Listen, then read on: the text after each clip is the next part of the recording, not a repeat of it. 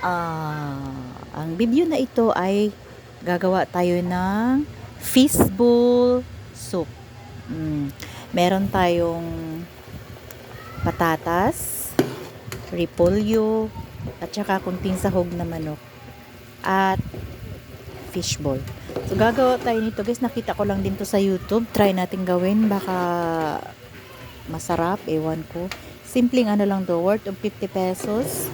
Hindi pala 50. 65 pesos. So, worth of 55 pesos, try natin gumawa ng fishbowl soup.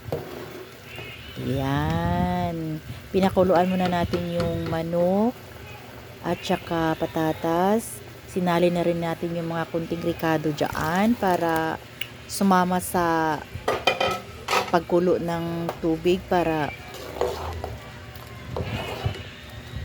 masarap. Nahirap pala mag voice over ano. Hindi ko man lang to pinangarap tong talent na ito. Anyways, ayan. Nilagay na natin yung fishball. Alam mo, masarap ang fishball pag ihahalo sa ganito. Kasi nakaluto na ko nito eh. Fishball at saka sutanghon. Masarap siya. Oo. Try nyo guys, masarap.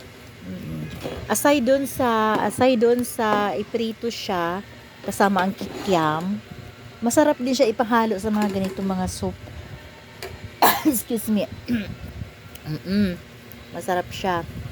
At saka yung kikiam, ihalo niyo sa pansit.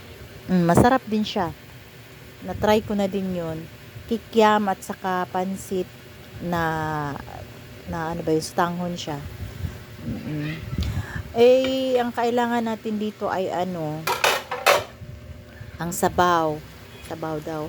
Tsaka sabi, lagyan daw ng maraming bawang at saka luya para umanghang ng konti yung sabaw. Ganun siya ka high-tech. Nakita ko lang to sa YouTube ni Dr. Ong.